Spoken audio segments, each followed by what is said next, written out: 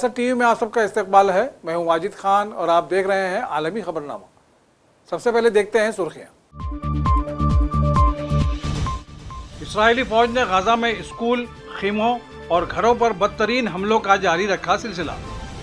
आज सुबह से किए गए ताज़ा हमलों में मजीद 21 अफराद शहीद।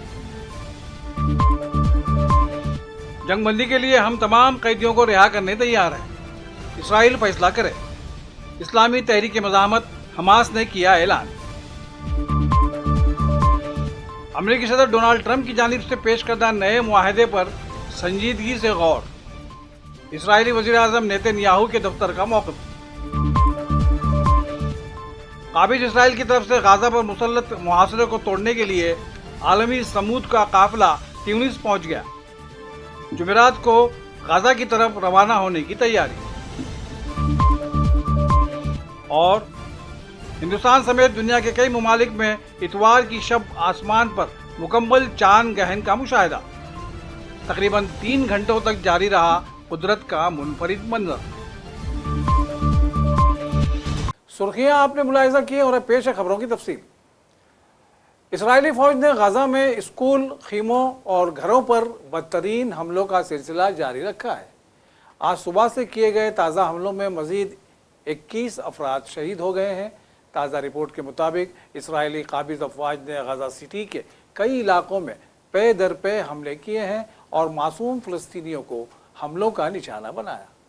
इन शोधा में कई अफराद ऐसे भी हैं जो इमदाद के मुंतज़िर थे। इसराइली फ़ौज एक जानिब फ़िज़ाई हमले कर रही है तो वहीं दूसरी जानिब इमदाद के मुंतज़िर अफराद पर बराह रास्त गोलियां चलाकर उन्हें शहीद किया जा रहा है। इस्लामी तहरीक मज़ाहमत हमास ने ऐलान किया है कि उन्हें अमेरिका की जानिब से सालिसों के ज़रिए ख़यालात मौसूल हुए हैं ताकि गज़ा में जंगबंदी के लिए एक समझौते तक पहुंचा जा सके। हमास ने अपने प्रेस बयान में कहा कि इस मौके पर हम किसी भी इक़दाम का खैर मक़दम करते हैं जो हमारे अवाम पर काबिज़ इसराइल के जारहाना हमले रोकने में मदद करे। हमास ने वाज़ेह किया कि वो फ़ौरन मुज़ाकरात की मेज़ पर बैठने के लिए तैयार है ताकि तमाम कैदियों की रिहाई के लिए जंग ख़त्म करने, मुकम्मल इसराइली इनखला और गज़ा के इंतज़ाम के लिए फ़लस्तीनी खुद मुख्तार कमेटी के क़याम पर बात की जा सके। हमास ने ज़ोर दिया कि दुश्मन की पाबंदी एक वाज़ेह और शफ़ाफ ज़मानत के साथ होनी चाहिए ताकि माजी के तजुर्बात दोहराए ना जाएं। जहां मुआहदात पर अमल नहीं हुआ या उन्हें तोड़ा गया। इस दौरान काबिज इसराइल के वज़ीर आज़म नेतन्याहू के दफ्तर ने ऐलान किया कि इसराइल अमेरिकी सदर डोनाल्ड ट्रंप की जानिब से पेश करदा नए मुआहदे पर संजीदगी से गौर कर रहा है जो गाजा में फ़लस्तीनी मज़ाहमती ग्रुपों के साथ कैदियों के तबादले से मुताल्लिक़ है, जबकि वो फ़लस्तीनी इलाके पर जारी नस्ल कुशी को जारी रखे हुए हैं। नेतन्याहू के दफ्तर के बयान में कहा गया है कि इसराइल अमरीकी पेशकश को संजीदगी से लेता है, ताहम हमास पर इल्ज़ाम लगाया गया है कि वो ज़िद्दी रवैया इख्तियार किए हुए है। अमरीकी सदर डोनाल्ड ट्रंप ने भी हमास पर दबाव बढ़ाते हुए कहा कि ये मेरा आखिरी इंतबाह है। इसराइलियों ने मेरी शरायत कबूल कर ली है, अब हमास की बारी है। हम मुतालबा करते हैं कि कैदी फ़ौरन रिहा किए जाएँ और अपने घरों को वापस जाएँ और हम सब इस जंग के ख़ात्मे का मुतालबा करते हैं। इसराइली अपोजिशन और कैदियों के अहले खाना का कहना है कि नेतन्याहू अपनी सियासी बका के लिए जंग जारी रखे हुए हैं ताकि अगर इंतहाई दाएं बाजू का जना हो जो लड़ाई ख़त्म करने से इनकार करता है तो इससे हुकूमत का नुकसान न हो। अमेरिकी सदर डोनाल्ड ट्रंप ने हमास को आखिरी वार्निंग देते हुए कहा है कि वो यरगमालियों की रिहाई की डील को कबूल करे। डोनाल्ड ट्रंप ने सोशल मीडिया पर एक पोस्ट में लिखा कि इसराइल ने मेरी शरायत मान ली है, हमास भी तस्लीम करे और मैं इसको न मानने की सूरत में नताइज से ख़बरदार भी कर चुका हूँ। उनके मुताबिक ये मेरी आखिरी वार्निंग है, ताहम मज़ीद वजाहत नहीं की कि इस ज़मन में क्या होगा। मार्च के अवाइल में भी सदर ट्रंप ने हमास को इससे मिलती जुलती वार्निंग दी थी।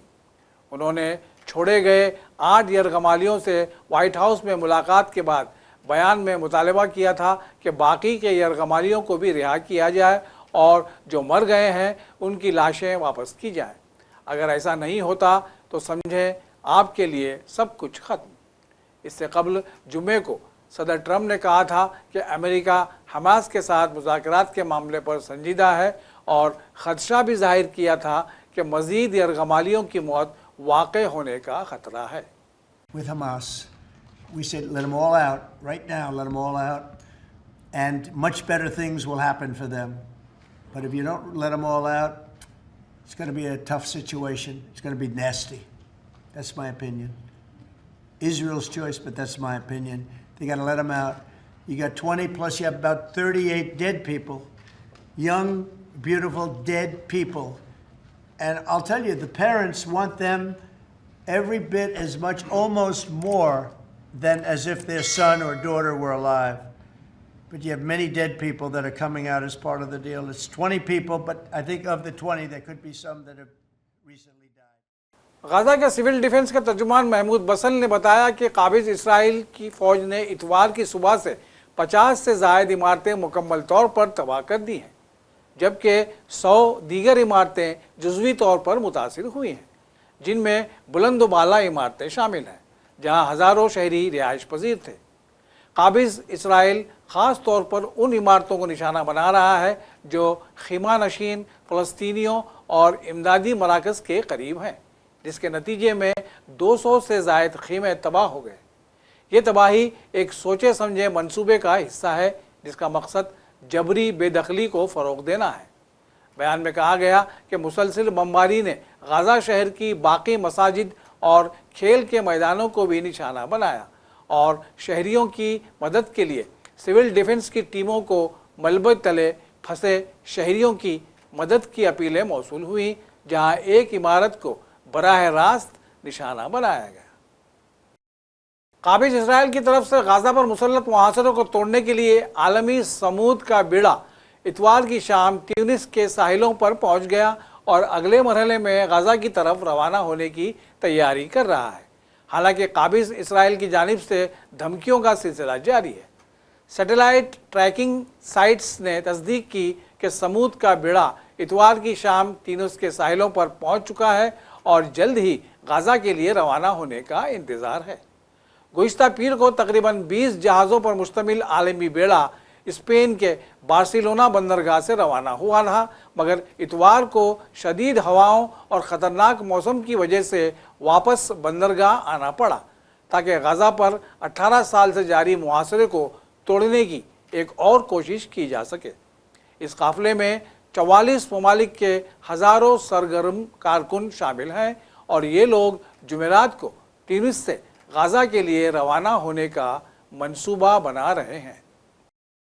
دنیا کے کئی ممالک نے اتوار کی شب آسمان پر مکمل چاند گہن کا مشاہدہ کیا جو تقریباً 3 گھنٹوں تک آسمان کو روشن کرتا رہا۔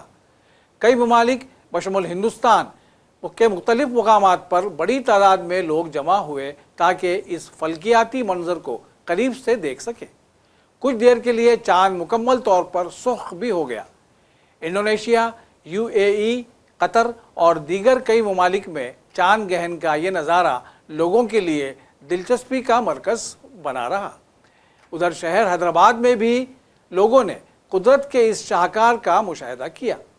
حرم شریف، مکہ اور مدینہ میں صلاۃ خسوف ادا کی گئی اور دعاؤں کا اہتمام کیا گیا۔ اور آخر میں سرخیوں پر ایک اور نظر۔ اسرائیلی فوج نے غزہ میں اسکول، خیموں اور گھروں پر بدترین حملوں کا جاری رکھا سلسلہ۔ آج صبح سے کیے گئے تازہ حملوں میں مزید 21 افراد شہید۔ جنگ بندی کے لیے ہم تمام قیدیوں کو رہا کرنے تیار ہیں، اسرائیل فیصلہ کرے۔ اسلامی تحریک مزاحمت حماس نے کیا اعلان۔ امریکی صدر ڈونلڈ ٹرمپ کی جانب سے پیش کردہ نئے معاہدے پر سنجیدگی سے غور۔ اسرائیلی وزیر اعظم نیتن یاہو کے دفتر کا موقف۔